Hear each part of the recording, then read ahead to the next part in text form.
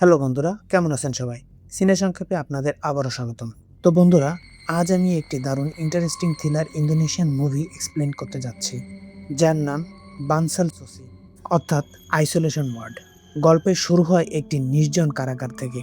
এখানে আমরা রত্না নামের এক মহিলাকে দেখি, যে গুরুতর আহত অবস্থায় জেল থেকে পালানোর চেষ্টা করছিল। পালানোর সময় সে অনুভব করে কেউ তাকে তাড়া করছে, আর পেছনে তাকাতেই একটি ভূতের মতো অবয়ব দেখতে পায় এবং সেখানেই তার মৃত্যু হয়। এরপর সিন পরিবর্তন হয়ে আমরা একটি প্রিজন বাস দেখি। এই বাসে আমাদের মেইন ক্যারেক্টার ভিনি আছে, যাকে ড্রাগ পাচারের অভিযোগে ধরা হয়েছে।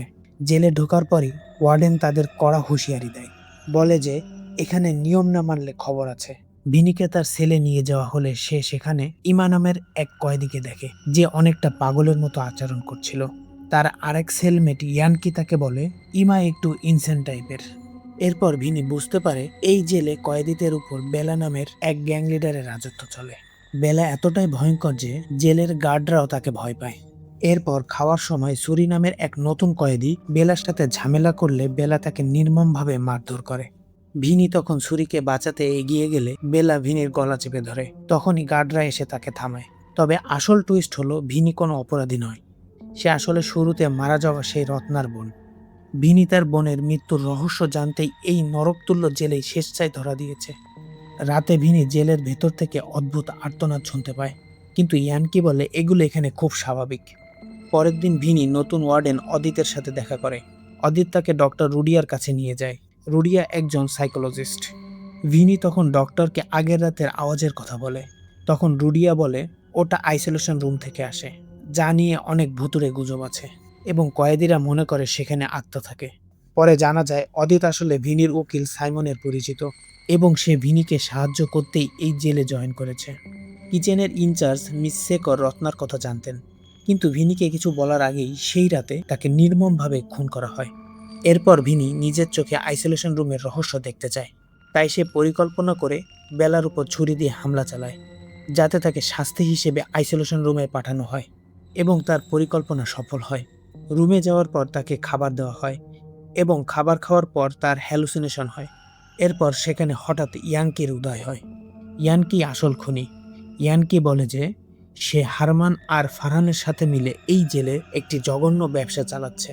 তারা কয়েদিদের খাবারের সাথে এলএসডি ড্রাগ মিশিয়ে দেয়, যাতে তারা ভূত দেখতে পায়। এরপর তারা কয়েদিদের মেরে ফেলে এবং তাদের শরীরের অঙ্গ প্রত্যঙ্গ ব্ল্যাক মার্কেটে বিক্রি করে। রত্নাকেও তারা ঠিক এভাবেই মেরেছিল। এরপর ইয়ানকি ভিনিকে মারতে গেলে ভিনি কৌশলে ইয়ানকিকে একটি বিষাক্ত ইঞ্জেকশন দিয়ে মেরে ফেলে এবং সেখান থেকে পালায়। এদিকে বেলাও বুঝতে পারে তাকে ব্যবহার করা হচ্ছে, তাই সে সব কয়েদিকে মুক্ত করে দেয় এবং জেলের ভিতরে বিদ্রোহ শুরু করে দেয়। এরপর ভিনি যখন ডক্টর রুডিয়ার কাছে সাহায্য চায়, তখন আরো বড় সত্য বেরিয়ে আসে। ডক্টর রুডিয়া এবং হারমান আসলে স্বামী স্ত্রী। তারা দুজনই এই অর্গান কেনাবেচা চক্রের মূল হোতা। তখন রুডিয়া ভিনিকে মারতে চাইলে অদিত এসে হারমানকে মেরে ফেলে। এরপর ভিনি রুডিয়াকে সেই হ্যালুসিনেশন ড্রাগ দিয়ে দেয়, যার ফলে রুডিয়া নিজের সব পাপ কাজের প্রতিচ্ছবি দেখে পাগল হয়ে যায়। এরপর সেখানে আগুন লাগে আর তারা পালিয়ে যায়। শেষ পর্যন্ত স্পেশাল ফোর্স এসে জেলখানা দখল করে। কয়েক মাস পর দেখা যায় ভিনি তার বোনের খুনের বিচার পেয়েছে এবং সে এই জেলখানার কাহিনী নিয়ে একটি বই লিখেছে। বেলাও তার মেয়ের সাথে দেখা করার সুযোগ পায় এবং মুভির একদম শেষে দেখা যায় যে সাইমন ফোনে কথা বলছে।